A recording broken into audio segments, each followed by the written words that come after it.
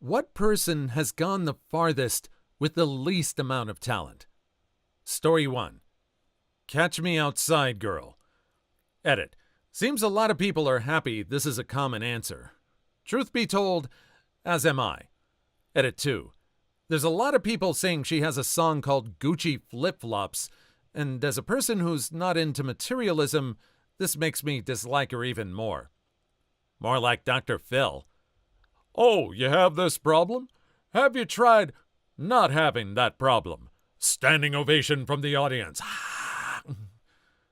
Dr. Phil, every time I walk around my house, I get lollipops stuck to the bottom of my feet. What should I do? Okay, let me ask you this. Do you have any lollipops lying on the floor of your home? Why, yes, I do. Okay, here's what you're going to do. Pick them up. Throw them in the garbage. OMG, Dr. Phil, you saved my life. I came here for help, Dr. Phil, and you... How dare you come here and question me on my TV show? Something like that. Dr. Phil is a narcissist, a malignant one. This blowhard personality is unbearable. Did you see the episode with the guy from Bum Fights? Standing ovation from the audience. You gotta let that pig run before you take your rooster to market. Dr. Phil, or something like that. To be totally honest, Dr. Phil, dude who made her famous to begin with, is a massive fraud, pushing absolute tripe. To be honest, I blame Oprah for Dr. Phil and Dr. Oz. She got both of those quacks rolling with her own shows. She also promoted John of God, so her track record is terrible. She also set women up with Harvey Weinstein and tried to set up Will Smith and Jamie Foxx with Quincy Jones because she's a Hollywood enabler for perverts. Oprah is one of those people that has done both really good things for people and also massively bad things. By all accounts, she's very philanthropic, especially in third world African countries, and is generally a positive role model for women and women of color. But she also gave us Dr. Oz, Dr. Phil, and let Jenny McCarthy spew her smeg, which caused a spike in measles, mumps, etc., and also pushes a lot of books in her book club that were iffy to outright irresponsible. Franzen, Frey, etc. Love the time the Bum Fights guy came on dressed as Dr. Phil, was called out for exploiting vulnerable people, and his response was, "How is that any different from what you do?" I have no idea what she does or how she got the money, but apparently she launched a $1.7 million trade school scholarship? To be fair, that's considerably more than what I've given back to the community.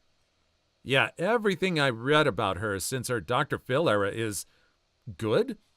Like, I actively disagree with the original person here. She's not someone I'd be friends with. I don't like her music, but she seems to like she really said, frack the system, I'm going to find the success the system doesn't want me to have, and now I'm going to work to help other people. I'm sure there's more nuance than that. She's not Jesus, but I don't care enough to form a fully researched opinion. I posted something about her the last time this question was asked, which was a couple days ago. She deserves every bit of fame she can milk out of that horrible situation. Her parents were absolutely fracked in the head, and they pimped her out to various reality TV shows starting when she was 13. Dr. Philistine told her she was a horrible kid, and she had a meltdown on live television, and her parents responded by trademarking the phrases she used in said meltdown. Then he sent her to his private work camp for bad kids, where she was abused daily by his lackeys. When she got out, she was signed onto Kodak Black's label because of how outrageous she was. She signed up for OnlyFans 5 days after turning 18 and made $50 million in the first month, which is quite frankly bizarre.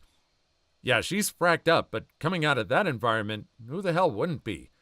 Like, imagine you're 17. No one gives a flying frack about you. You've just been liberated from a work camp run by a celebrity who spent the past several years trying to convince you, the world, that you're crazy.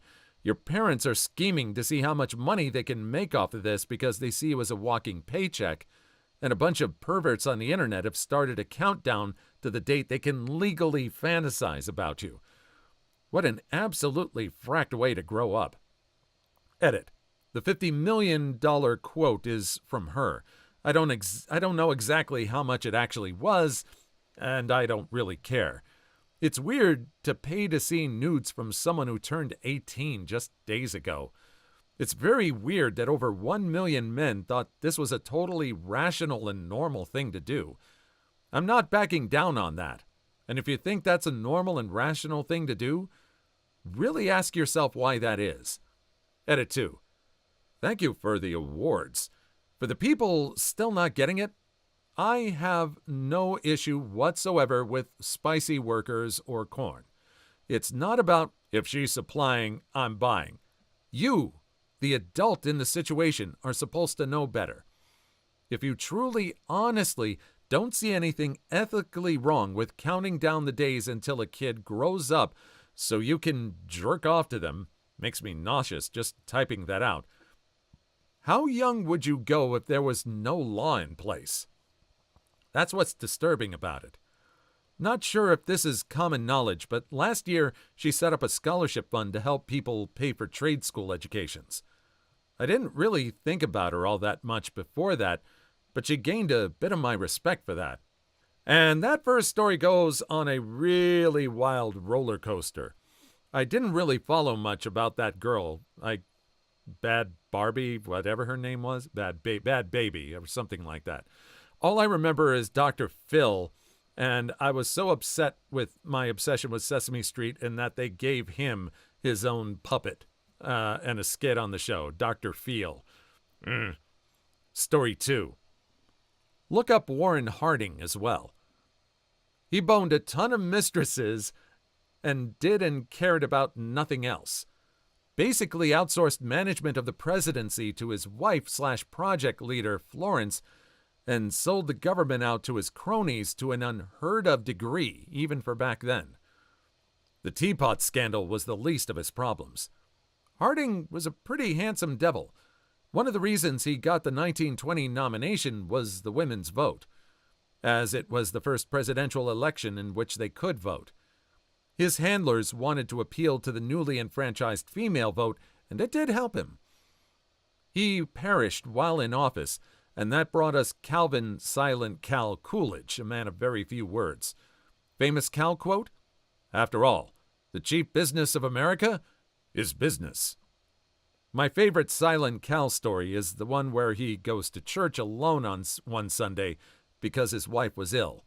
Upon his return, she tried to engage him in conversation, asking, "How was the sermon, Cal?"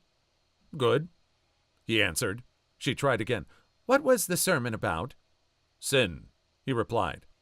"Well," asks his wife, "what did the minister have to say about sin?" "Against it," was his taciturn answer.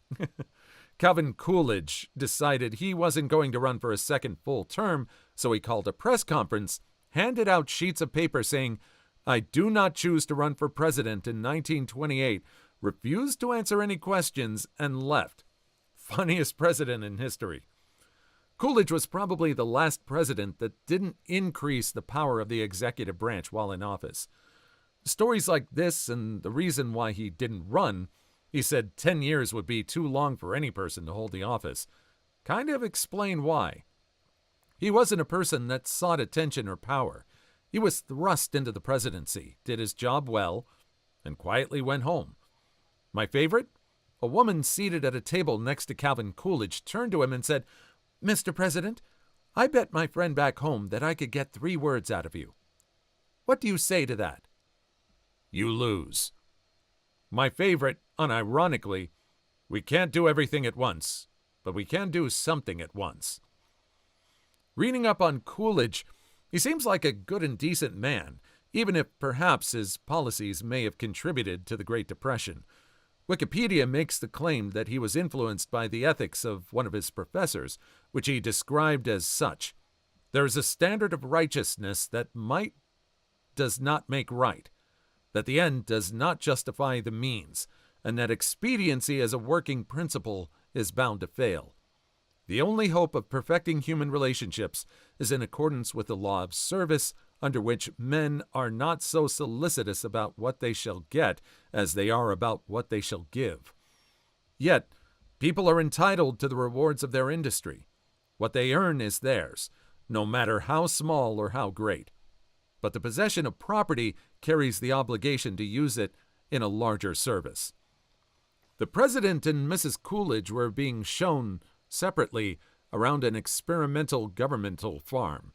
When Mrs. Coolidge came into the chicken yard, she noticed that a rooster was mating very frequently. She asked the attendant how often that happened and was told, "Dozens of times each day." Mrs. Coolidge said, "Tell that to the President when he comes by." Upon being told, the President asked, "Same hen every time?" The reply was, "Oh no, Mr. President, a different hen every time."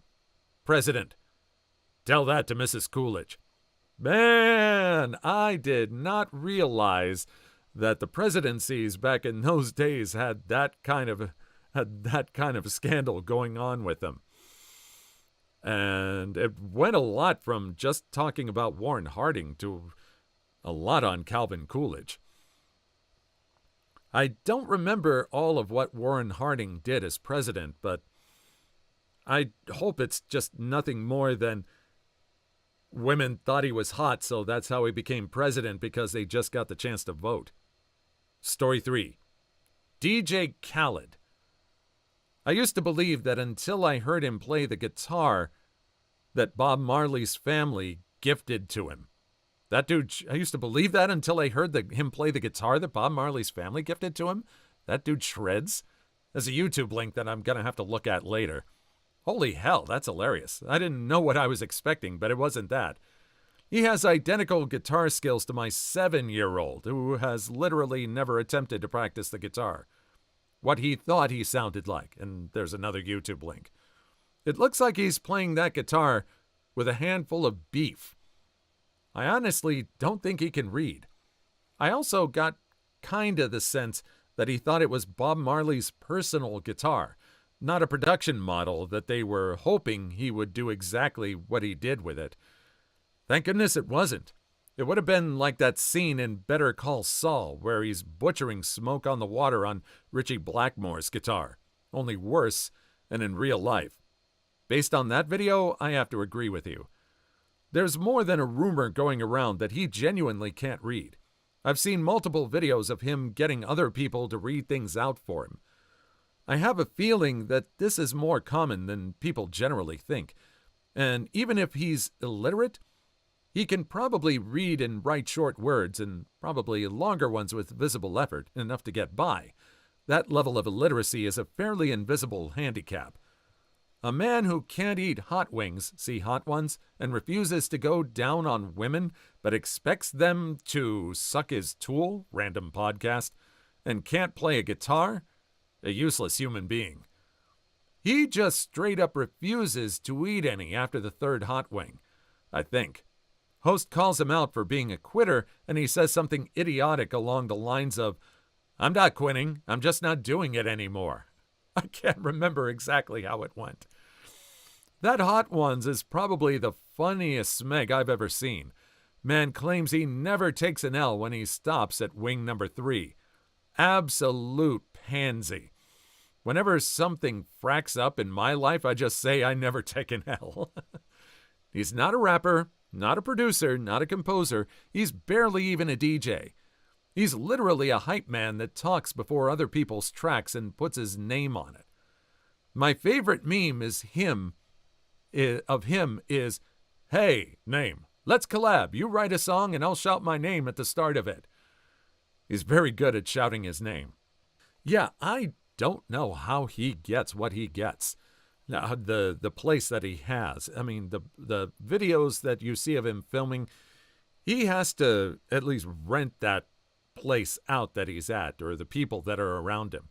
I'm almost willing to bet at this point that his family are just rented actors at this point. Story 4. Came here to say this. That guy is like a one-trick pony that life accidentally mistook for a dressage champion or something. Makes me double mad because his rise to fame made me feel something that I never wanted to feel. That I owe Guy Fieri an apology. I know, he looks like a Hot Topic manager moonlighting on a Friday, but he didn't do anything wrong. He goes around the country to small businesses and gives them free advertising on a national platform on a weekly basis. Advertising those small businesses could never afford themselves with his own television show. But because his hair looks like he was electrocuted while drinking Mountain Dew, people act like we need to saw his head off and put it on the internet. Honestly, ever since the 2017 or so, people have been a lot nicer to Guy Fieri, last week or so notwithstanding. I worked at a place that was on the show and had a tray he had signed up on the wall. Every time the episode had a rerun, we'd get a bunch of people coming through asking for the things he had ordered, giving us a nice customer bump every once in a while. It's cool to see that the show really can have an effect on a restaurant. Dude was selling mufflers before Food Network. He was just trying to find a place to fit in, and the celebrity chef seemed to accept his application. Actually, he owned a restaurant called Johnny Garlic's in Santa Rosa for about a decade before the Food Network pretended to select him in a contest. Guy Fieri is the frackin' man. Walkin' on the Sun is a great song. And no talent. I'd heard of him via word of mouth, and then when I finally saw some videos of him, I thought of this as a parody of the Salt Bar guy made to make him look like a butt clown. Nope, that's the guy. He's tied to the restaurant in Vegas, right? It's like $950 for a golden steak? Hilarious stuff. What I've always found laughable is that gold leaf isn't all that expensive.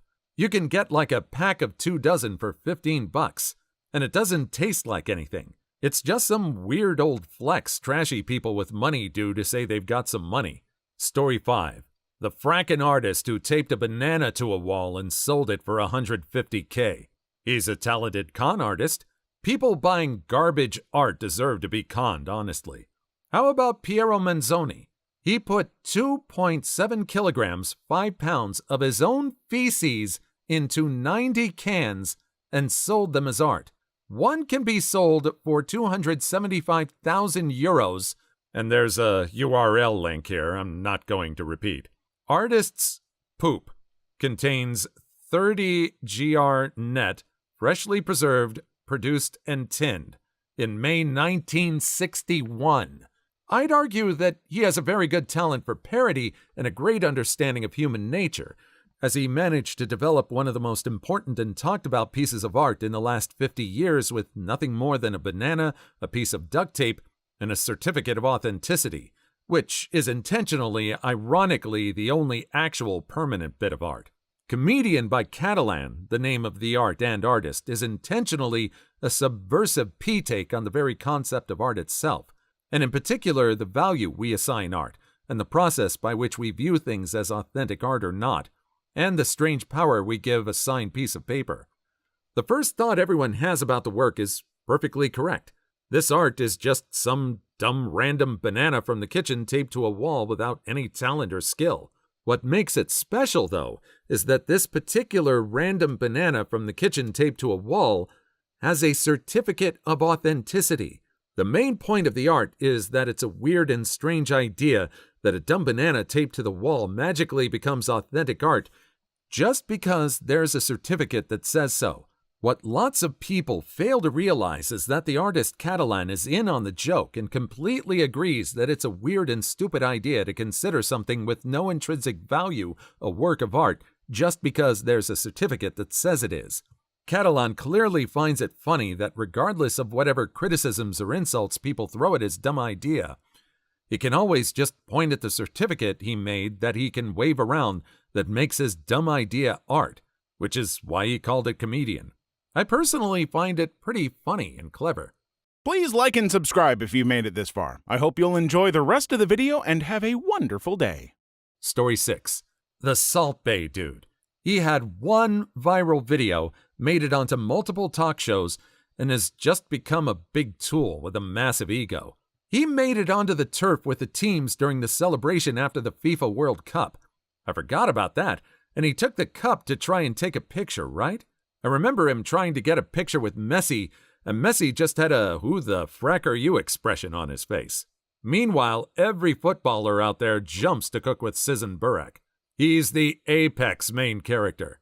He didn't just try, he did it. Pretty sure he's banned forever now, but he did pull it off. Yeah, didn't he take the trophy out of a player's hands? He also got one of the player's medals in his fracking mouth. Should have gotten his butt kicked after that stunt. Yeah, that attention-seeking jerkwad got shut down real quick.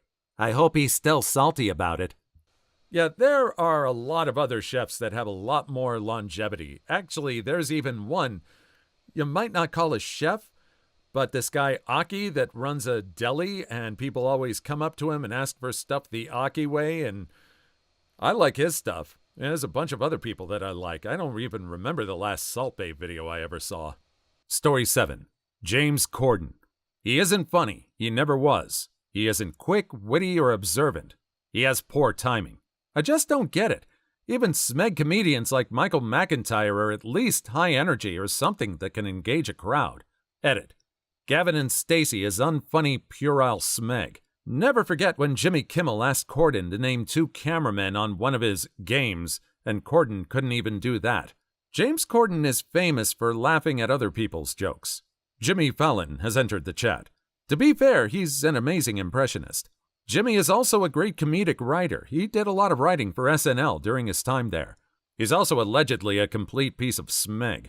I found the fit that he threw in the NYC restaurant recently more offensive than I ordinarily would for some random misbehavior of stars.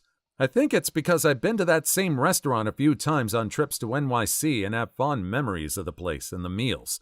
So picturing him acting like an entitled git there just ticks me off. Story 8. John Montagu, 4th Earl of Sandwich. Excerpt from his Wikipedia page. Sandwich retired in 1782. Despite holding a number of important posts during his career, Sandwich's incompetence and corruption were legendary, inspiring the saying, "Seldom has any man held so many offices and accomplished so little." He did invent the lunchtime favorite meal, though.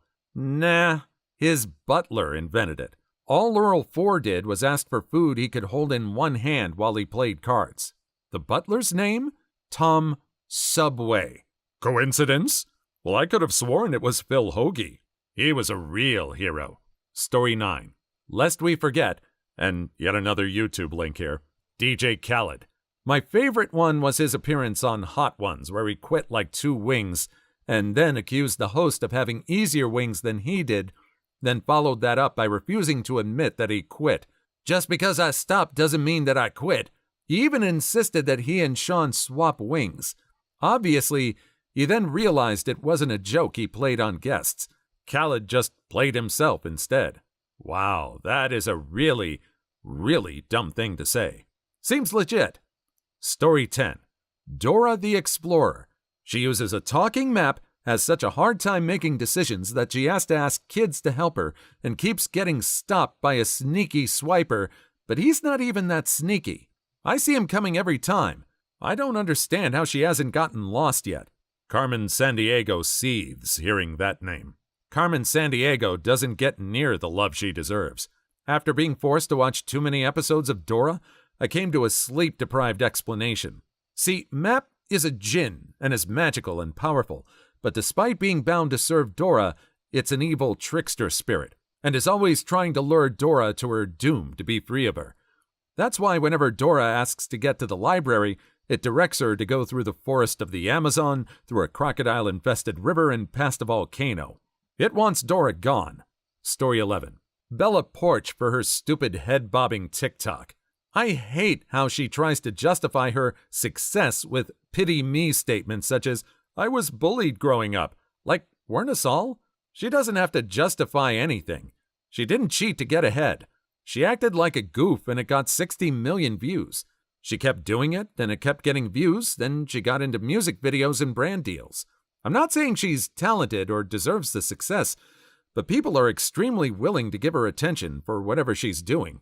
No reason to dislike her for that. Well, agreed, 100%. There are people out there who have legitimately ill-gotten success. Why hate on the people who just found a niche and filled it? Sounds like others are jealous that someone else is doing low-skilled work but being compensated handsomely for it. If the world was 100% fair, it wouldn't be the case, but hey, we all know it's not. And I won't hate on someone for accepting payment for things that hurt no one and entertain many. Story 12. Timothy Dexter, a man from the 1700s who was illiterate, came from the lower class, and made the dumbest investment choices that paid out in big ways just out of the dumbest of luck. Examples? 1. He was told selling mittens to people in the Caribbean islands was a good idea. He did, and he made bank. Why? Because right when his shipment of mittens came in, another ship headed for Siberia was about to sail out, but they were lacking one thing: mittens. They bought the entire shipment. 2. He was told selling coal to a coal mining town was a great idea. He did, and again, he made bank. Why? Because just when he was selling the coal mine just so happened to be going on strike, and they had no coal. The History of Everything podcast, episode 8. Great stuff. Story 13. Kardashians and TikTokers like Charli D'Amelio and Addison Rae. Rule 1. Be attractive. Rule 2. Don't be unattractive. Rule 3. If not attractive, get massive amounts of plastic surgery to become attractive. Right, Kylie? Kylie is going to be so mad when she reads this. Most of the people at the top of TikTok would probably be a good answer. Story 14. The Island Boys. No clue who this is, so I Googled. Top comment on YouTube is, when your pineapple rots and starts singing. Top comment on I'm an Island Boy YouTube for me was, thank you, Island Boys. You saved my brother. He was paralyzed in a fatal car accident. Luckily, when I played this song, he rose and clicked the sound to mute. Story 15. In France, we have a guy called Cyril Hanouna, a terrible person and zero talent. Also, Kev Adams is a good example, the least funny comedian I've ever seen. I used to watch TPMP and wonder if my French was just not there yet, or if the show wasn't funny. Turns out. Story 16. My boss. This person's boss. I confirm it. I'm his boss. Can confirm. I have no talent. Story 17. Me. In the future, hopefully. Same. I'm annoying and have no talent. Where's my success?